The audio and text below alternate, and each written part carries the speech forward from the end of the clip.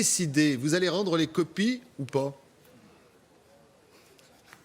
Eh bien, en fait, nous allons rendre les copies quand nous l'aurons décidé, parce qu'en fait, il faut que nous statuions tous les jours sous la forme d'assemblée générale pour savoir, selon les réponses du ministre, selon les négociations qu'il aura ouvertes ou non, si nous allons effectivement cesser d'être grévistes. J'en profite pour dire que nous ne retenons pas les copies, mais que nous sommes en fait grévistes et qu'une des conséquences, c'est de garder les copies. Mais il n'y a pas de prise d'otage ni de rétention de copies. Nous sommes juste grévistes. Ça revient à peu près au même. Pas de rétention? Pardon, excusez-moi, mais C'est Olivier Mazerolle qui vous on parle. a la même notion du mot.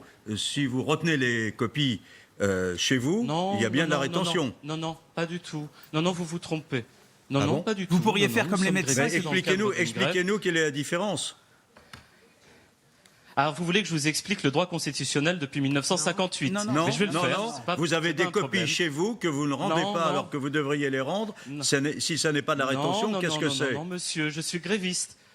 Et- Non, monsieur, vous prenez un mot pour un autre, et heureusement que je suis professeur, je vais vous expliquer les choses très clairement. Allez-y. Non, ce que je suis en train de faire, c'est que je suis gréviste. Et Oui, la grève, ça, on a ça vous compris. fait rire, mais moi ça ne me fait pas rire du tout. La grève, sachez-le, c'est un droit constitutionnel inscrit depuis 1958. À ce titre, depuis le 2 juillet, je suis gréviste. Et donc, une des conséquences, c'est que j'ai corrigé mes copies, mais que je ne les ai pas encore données. Je ne les retiens pas. Ici, nous ne sommes pas un groupe de terroristes. Nous ne tenons pas en otage les copies. Les mots ont un sens. Et donc, je vous prierai donc de dire que je suis gréviste. Cela suffit Oui, alors amplement. très bien. Eh bien, à ce moment-là, qu'avez-vous à dire à vos élèves Oui, très bien. au niveau de l'exemplarité que vous donnez en tant que professeur et adulte qui se fout complètement de la panique dans laquelle vous les mettez? Alors déjà, moi, je suis surpris du niveau de vocabulaire que vous employez pour me parler, parce Bien que, entendu. effectivement, C'est moi, normal, je ne vous me fous collez pas un des zéro, élèves. c'est Oui, logique. je ne me fous pas des élèves. Allez-y, continuez. Non, c'est vous qui vous sentez jugé, mais moi je ne vous juge pas, monsieur. Je vous écoute juste, et je suis un petit peu surpris du ton que vous employez avec moi. Mais ce n'est pas grave, je continue.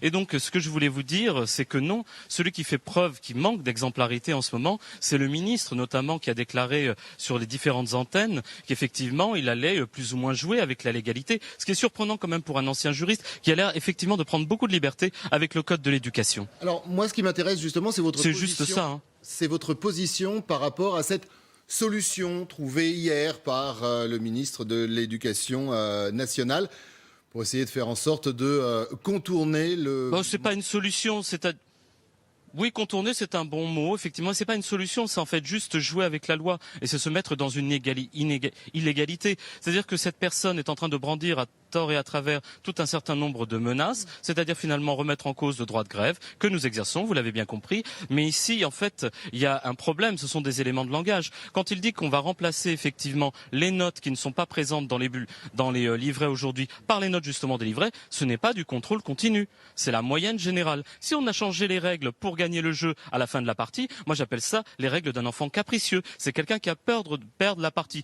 Moi j'ai deux neveux, je vois ça avec eux. Dès que le jeu ne leur convient pas, ils décident au moment où la partie, je vais la gagner, eh bien de changer les règles du jeu. Donc effectivement, ça pose un grand problème, à la fois sur la maturité, sur la moralité, sur la responsabilité que le ministère engage face à des gens qui sont déterminés. Et cela fait un certain nombre de mois que nous protestons sur des réformes qui sont totalement inégalitaires et pour ne pas dire dégueulasses, puisque les enfants ne vont pas pouvoir, tout le monde se gargarise du grand oral, mais le grand oral, comment voulez-vous l'enseigner quand vous avez des classes à 35? La norme, c'est les classes à 35, c'est une inégalité territoriale. Qu'est-ce que propose Parcoursup? C'est la numérisation des inégalités. Donc ne venez pas me dire qu'effectivement nous manquons de responsabilité. Au contraire, les seuls dans le métier qui ont aujourd'hui une conscience professionnelle, ce sont ceux qui sont en grève. Et ce sont tous nos collègues qui aujourd'hui ont accepté de ne pas siéger dans ces jurys qui effectivement présentent un certain nombre de problèmes de régularité et de légalité. On va parler de votre détermination dans un instant. Question d'Arlette Chabot, si vous permettez. Est-ce que le fait de vous déclarer en grève vous permet d'échapper aux sanctions financières annoncées par le ministre de l'Éducation contre vous?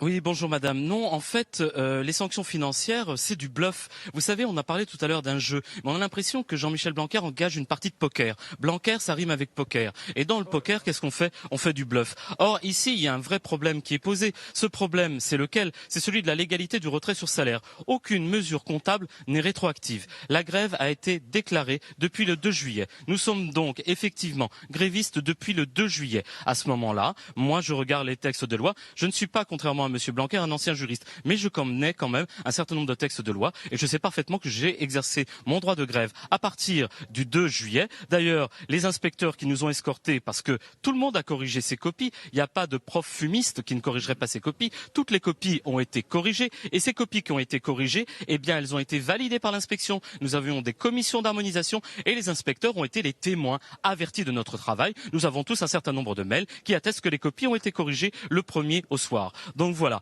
Donc on a une preuve effectivement de ce que la grève ne commence que le 2. Donc effectivement, il ne faut pas jouer à ce jeu-là parce que c'est un jeu qui est totalement délétère. Le but de Jean-Michel Blanquer, c'est d'engager une bataille médiatique. Il parlait hier soir de béchamel médiatique. Mais nous, on ne fait pas des élèves des lasagnes. On n'est pas en train de faire des lasagnes. Nous, ce qu'on est en train de faire, c'est assurer la réussite des élèves. Et assurer la réussite des élèves, c'est quoi? C'est leur proposer justement un cadre décent. La France a de l'argent. La France, les Français payent des impôts. Les élèves des Français, les enfants des Français ont droit à une éducation digne et non pas, on voit, à une éducation qui tombe sous le coup d'un néolibéralisme caricatural et à bout de souffle qui nous tient tous en otage et nous oblige à faire ces actions parce que le problème qui est posé ici aussi, on n'en a pas assez parlé, c'est finalement qu'un ministre de l'Éducation qui parle comme un ministre